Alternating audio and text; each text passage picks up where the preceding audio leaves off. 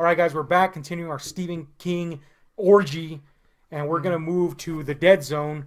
He was at the height of his powers here, and a lot of people consider the Dead Zone almost autobiographical because he was dealing with, much like the character here, the consequences of his talents, so to speak. So King was dealing with a lot of shit, man. People had broken into his house at this point, you know, wanting a piece of that king ass, as we've said before. Oh, yeah. And so in a lot of ways... I forget the character's name in this, man. Why Johnny Smith. Yeah, there you go. Forget that? That's a good name. It's a pretty generic name. John Smith. Yeah. In a lot of ways, the consequences that Smith has to deal with with his sidekick powers mirror, a lot of people think, a lot of close friends of King think, what he was going through at the time. But this led to, I think, the best... It was odd because Cronenberg ended up directing the movie, and I think that was the best choice to direct something like. Cronenberg was known for body horror at the time. The idea of something alien in you, residing in you and coming out, fit with this less visceral approach because, you know, of Johnny Smith's powers, or abilities, I should say. And it was a pretty damn great adaptation, man. I gotta say, it even... I mean, it was King, and yet it was Cronenberg. It's another one like Carrie, honestly. Yeah. It's like very dramatic, super dramatic, and like it's less like focused on grotesque horror. Yes, yeah. absolutely. So it's, you know. So it was an odd treat. If you were a Cronenberg fan, you were like, "Well, this is new," and yet completely Cronenberg in its own way. And if you were a King fan, you were like, "Well, what do you know?" Yeah. It was a great flick, starring the great Christopher Walken before he went crazy. And it also like a show. There was a show which was super popular. I never saw it. It had like 1 billion seasons, and apparently people loved it. So I guess check that out if it's any good. But yeah, Dead Zone. Even Guardian like that. That's a surprise. I didn't know he could read. No. Next, one of my least favorite King books. So much so that I just kind of tore it a little, and I didn't care. Firestarter is, I think, a lot of people love this, and power to him. But yeah, I thought it was one of his weakest books, and apparently King thinks so too. And it just felt kind of like he was creatively bankrupt at this point, and maybe he was. I don't know. But I think the only good thing that came out of this was the shop, introducing the shop, which is kind of like a secret black ops government subsection. But yeah, basically, little girl with powers, blah blah blah. Who cares? It was starts fires. Yeah, starts fires, whatever. There was a movie adaptation which I thought was better than the book, but then again, I saw that when I was. Yeah, it's not great. I remember my mom loved it, so that tells you something. If mom loves it, yeah. What do you think, Spielbergo? Yeah, I agree. I don't love Firestarter, the book or the movie. I haven't seen the movie in a long time, but I remember thinking, wow. I mean, I loved most King adaptations, even when I wasn't like discriminating at all, when I just like a kid liking horror. I know John Carpenter was supposed to do that right after The Thing. So that probably would have been good. He probably really, that was when he really cared, and you know, but poor guy. I mean, The Thing didn't do well, and Universal like kicked him off the project. Like that just hurts. Yeah, man. So it's like we could have had John Carpenter's Firestarter. But we have this classic now instead. That's true. It has George C. Scott in it, so that's kind of cool. That's cool. Yeah. Anyway, it's the least energetic one sorry. Good start. It smells like shit. So the next one's Cujo, which is divides a lot of people. A lot of people don't like Cujo. The book? Yeah. That's strange, huh? Yeah, I found out that a lot of people don't like Cujo, and I love Cujo. I thought it was pretty badass. The movie. And the movie is a pretty faithful adaptation of Cujo. I love the movie. And it's fantastic. I was playing it like cool, like no. That movie is damn good. Yes. And like even like sometimes King blurts out these these declarations and whatnot, but he's like. The mother in the movie is played by Dee Wallace Stone of E.T. fame, and all hail her, howling and whatnot. But he says she should have gotten an Academy Award nomination, and I kind of agree. I mean, the scene where she's trapped in the... it was really intense. Harrowing shit. Exactly. It was harrowing. Yeah, it was as far as dog horror goes. A great subgenre that has a lot of movies, actually. Yeah, it does. I was going to say it needs to be explored more, but there's a lot of... Maybe it should be explored less. Yeah. Just start and end with Cujo. Which brings us to this. It might just end with Cujo. Yeah. Cujo is one of the best dog horror flicks out there. But there's going to be a remake coming soon called Cujo, and I don't know how this. It's kind of awesome. It's not though. In an end of the world, in the end of all civilization kind of way. Yeah. It's called Cujo, and it's apparently based off the book, but it literally stands for Canine Unit Joint Operations, and apparently he's some sort of robot. I don't know what the fuck's going on. Everybody knows that's a good idea. Yeah, I hear that, it makes me fucking ill. Honestly, it's like, oh, you idiots. I don't know what's up with that, but it does not sound remotely good. Maximum Overdrive era.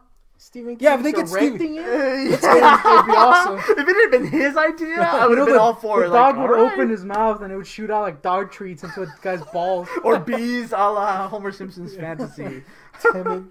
Yeah, I don't know what's up with that. Speaking of upcoming adaptations, the backbone of Stephen King's, now we understand, fans, that basically the majority of his books are linked to one thing, and the backbone of that is his Dark Tower series, which we're just going to discuss real quick in one fell swoop. There's a bunch of books, man. There's 1,000 books. There's 7 books plus Eyes of the Dragon, which gives you more insight into Randall Flagg, which was in The Stand, etc., etc. There's a gazillion of them, man. There's 7 books in the central series, plus The Wind in the Keyhole, which falls between books 4 and 5. Blah blah blah.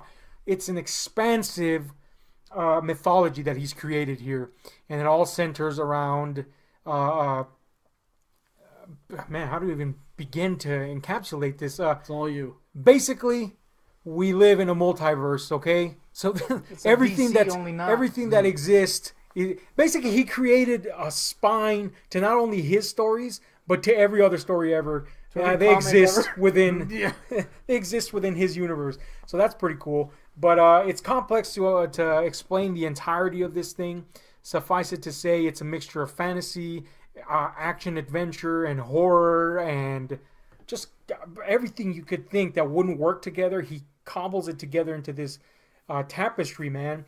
And a lot of people didn't like the ending, but I like the ending. And yesterday I read some news because it's getting adapted into I gotta say, ambitious series of movies and a TV series. Yeah. And I say ambitious because it can go wrong. Just the mere fact that I can't explain to you exactly what the fuck. I mean, it's a lot to adapt, and they're gonna make it into a series. I know book 4, which is the one I was looking forward the most to seeing on screen, is gonna be a TV series actually, which in retrospect makes the most sense because it does mostly take place before the main events. But then I read that the adaptation, is actually going to be a sequel to the events of the 7 books, and yet an adaptation of the 7 books. Which, if you understand the books, makes sense. Yeah. If you understand the ending, it makes sense. So I don't want to go too far into the details of this because it's really so... if you want to say magnum opus, there you go. Yeah, no, absolutely. And King has said that he actually has not finished writing The Dark Tower, so that's interesting. What? Great. He says this is actually one chapter in many chapters. Oh, my God. Come on, So, we're going to die soon. yeah. So that's interesting, man. But if you ever want to understand King on a completely different level, if you enjoy his books, read the Dark Tower series, and you'll begin to see links in there that are like, whoa, wait a minute. And give me a second here so I can find one. If you ever see a soft cover, they have this little keyhole symbol in the back. If there's a keyhole symbol, that book is in some way or shape or form directly linked to the Dark Tower series. Now, you don't have to read the Dark Tower series to understand or appreciate the book, but if you do, it'll give it that extra layer of awesomeness. So... hopefully that movie kicks ass, or those movies kicks ass. You got Idris Elba starring in it, so that's pretty awesome. Yeah, I'm excited for McConaughey as Randall Flagg. Oh, yeah. That should be interesting. I hope it looks better than the promotional pictures. Yeah, they're not... I mean, I'm cautious. I'm super cautious about it. There's also, I want to add, because I'm not adding anything. Oh, you're adding. I'm adding girth day by day. There's also a comic book adaptation. There you go. That's... which was actually pretty cool. I read some of the installments, and they were actually pretty cool, man. I dug Dig dug? on this rug. I don't know what the fuck I'm saying. Anyway, next we come to different seasons, which I think is it's different. It is different and seasonal. It's not. Great picture, by the way. It's a collection not of short stories but of novellas, and it is possibly, I think, his strongest collection of novellas. It contains The Shawshank Redemption, which if you haven't seen the movie, which is pretty much the novella, A hit film. what's wrong with you, man? That's a freaking classic. That's a movie that should have gotten an Academy Award. That's a that movie didn't. once again than The Guardian likes, despite his lameness. Yes, The Guardian likes it. How that's got to be great for The Guardian to that's go out of his something. way and watch something. Something that isn't. It also contains Apt Pupil, which is one of my absolute favorite Stephen King novellas that spawned a horrible adaptation from a great director, or a sometimes great director, Bryan Singer. Now he's kind of making me doubt his powers, but that adaptation was shit. And I was so excited because Ian McKellen was going to play the fucking Nazi, and damn it, man. Oh, God. I actually kind of got shaky. I hated how awfully they adapted that book. But basically, it's a novel about a book. See, I'm still that pissed. Yeah. It's a novel about obsession between a young boy, as we know, probably all of us were morbidly obsessed with weird things, obsessed with a man with a dark past. And I said it before, he was a Nazi. And man, the back and forth between these guys is amazing, and the movie fucking sucked. Anyway, it also has The Body, which was adapted into one of the most moving and fucking awesome coming-of-age stories, and that's Stand By Me. If you haven't seen that, what the hell is wrong with you? That's a classic. It brought Stephen King to tears. Man. Yeah, you got to see that, man. It's you awesome. will love it. No one who watches it doesn't love this movie. Yeah. It isn't a part of them. It's like Shawshank. It's like, everybody loves it, and for good reason. It's fantastic. Unfortunately, I have to divulge that I have not read The Breathing Method. I haven't either. Because all these other 3 books were also like, oh man, this thing is only going to fail me by the end. What if that was like the best one? It ever? might be. Don't say it, you loser. But I can add pupil, make you kill someone. Anything you want to add about the movies, the book? I think the movie's done of Shawshank Redemption by Frank Darabont, and I think he is the best, for my money, the best adapter of Stephen King that we've ever had. And we've had good people adapt. We've had William Goldman adapt one that we'll talk about later. But, and I say that specifically because after being so familiar with the movie, I read the short story again, comparing how he took it from a novella to a screenplay. And there's a lot in the novella that is not in the movie that he invented for it, and it seems like it was there all the time. Yeah, really. It just blows me away how well and economically he did it. And then Stand By Me makes me stand by him. Exactly that, and also annoyed that I was an indoor kid all the time, watching movies, reading books, drawing, and stuff like that. And I didn't do what the kids in the story do. I didn't go out and explore shit and play with my friends, like just exploring a town or whatever. And it just makes me long for that childhood again. That I should have done that instead. Really, yeah. Yeah, or at least. Also, the same feeling is incited in me with It, which we'll discuss shortly. I mean, you want to be those kids. You want to face some clown. Yeah. Next, we have face clowns. It drove us I'm insane doing almost. it now. Couple of assholes. Watch Clowns on Clowns. click now. Plug that. That That age-old classic. movie. Next, we have Creepshow, which he wrote the screenplay for. Some of them were based on stories he had already written. Say about this one. And some of them were based on stories he had written, and some he had written specifically for the screenplay, like Father's Day, the opening story, I believe, if I remember correctly. And this little nugget is getting re-released soon, this comic adaptation with wonderful art by Bernie Wrightson.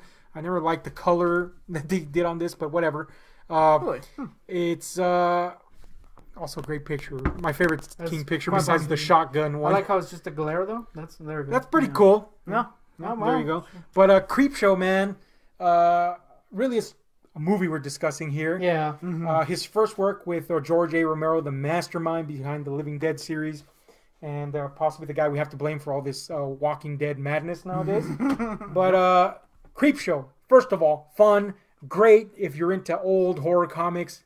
This is Tales from the Crypt. Tales from the Crypt, the movie. Tales from the Crypt isn't Tales from the Crypt, although it's it kind fun. of is, though. It's a great film. Well, yeah. But, this is really Tales from the Crypt. This shit's on Tales from the Crypt. And I love Creepshow. It's balls to the wall fun, funny in the right moments, awesome effects from Tom Savini and crew, and just I mean, there's nothing wrong. There's nothing bad I could say about this movie. No, it's amazing. It's fun. I remember I showed it to some people in college, and they were only familiar in terms of anthology movies with Twilight Zone, the movie.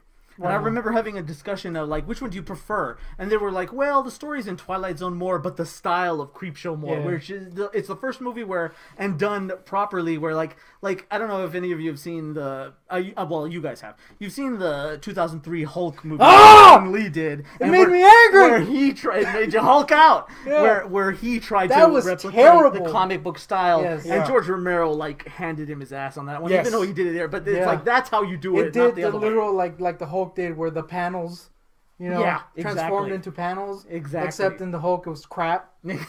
Yeah. It wasn't like that. It was more like that's the problem with it. It was more like 24 did, like, it was more split screen stuff. Like George Romero did, Yeah, really. like how Panels. a comic book was, panels were constructed. Yeah, down to the ads and everything. Yeah, it's brilliant, just was brilliant directed, brilliantly art directed, I guess you could call it. Yes, it's beautiful in its own way. Yeah. Before you get to your points on Creepshow, which I know you're brimming to say, I gotta say it does The have Hulk kind of made me forget on. I'm sorry. it does have Tom Atkins, which we The at we can all agree. One has the best mustache in the world. Two is the best actor in ever In the universe. and has the best line in this. What was it? You read this crap, horror crap. You gotta do Monsters it how coming out of crates. you're good at doing it with the main actor. He has a little main lilt, and you always did it that way. Yeah. And now I won't. yeah. Well, leave you got to subscribe for that. Yeah. Hit that subscribe button now. But anyway, Creepshow, I know you loved it, man. When I Yeah. first showed it to Oh, you, no, you were well, the jizzing first- your pants. The first time I saw it, I remember it scared the shit out of me. It with did. The end. Which one? Oh yeah. Okay. It was like the end of the first story. Oh. We were watching it with me and mom and my squid mom. How old were you? Like what? That's 5 maybe? 10,000. Oh, that's awesome. I was like 5 or 6. Yeah, you were yeah, young. this movie will fuck up a 5-year-old. And I was like really into it. I was like, oh, this is freaking cool. And then the zombie guy comes out with the freaking platter, and I was like, crying. You And did fear it. And then yeah, later I saw it, and it's freaking great. It is EC. The movie. it really is. It has Adrienne Barbeau. Oh yeah. Yes, Looks like Evil Ernie. One of her best parts. Oh my god, she does. I never fucking. Oh shit. She gotta play him in the movie, even at her age. Especially at her age. Yeah, baby. oh my god, like she needs that hair. I don't know if she still has that. Great. She It's does. So good, Yeah. man. Oh jeez. Hashtag Adrienne Barbeau. Oh, for it has learning. Leslie freaking Nielsen being evil as hell. He's Yeah. great in that. He's Like fantastic. that really showed me that he was a dramatic actor Yeah. before comedic, Yeah. and he's great. That's my personal favorite story, and I don't think I Yeah. know a lot of people who It's really think good. that, Yeah, but I it's- love that story. I It's love the zombies in creepiest, that. Yeah. Yeah. Oh god, they look. Yeah, great. you know what? That is the creep for me. It's Yeah. still like, I mean, I voices. don't Yeah, scare. quickly rank them, I guess, like favorite stories, Oh, or no? shit. Or do we not want to? That's too much. Bro. Yeah, I gotta say that's The my Roach favorite. one's probably the least cool. Yeah, I think Yeah, that's the it's- same too. Even though it has really funny dialogue. Yeah, it does. Like profane dialogue from this old It's just the billionaire. other ones are so. Yeah. Crate's probably my favorite. Yeah, I would agree. It has the coolest looking monster. Oh, it has Oh yeah, Fluffy. Tom Savini calls the puppet. yeah. Yeah. It has this also stars Stephen King. Oh yeah, that used to be my favorite. I think it's your favorite, right? That segment. It's stupid. It's great It's though. awesome. It's though. my favorite because of the line and the way he delivers lines. He's such a bad actor, and yet great. Yeah. The ending is like that was kind of That depressed me a that little bit. creeped me out. Yeah. That story, like, because I always thought, oh, that puts you in it because it's like, oh, the menace in it is out of control. You Yeah. have no, it's just growing alien weeds, and if you touch it, you're You don't fucked. know. Yeah, you don't know what Yeah. the hell. Yeah. Yeah, it is kind of a strange ending. Because at least me, I was laughing up to that point in a good way. yeah, and it ends, yeah, and In you're a like, good wait, way. wait. And then, oh man, It's kind of depressing. and his Yeah. voice, Yeah. his voice always kills me. Like, oh yeah. man, Oh, because I think of fucking weeds growing in his throat Yeah, or And whatever. then it shows Oh, the thing spreading to. yeah, and that was great. time. I always wanted more. I always wanted a fucking Yeah. movie, full-length movie of a sequel of that story. So man, it's so hard to rank them, man. great movie. No, I think that's good enough. But yeah, great movie, fun, Yeah. blast. And- Get the comic when it comes out again. Yeah, it's beautiful. And with that, we must end this episode. That was the Ready? worst ending yet. Yeah, I froze.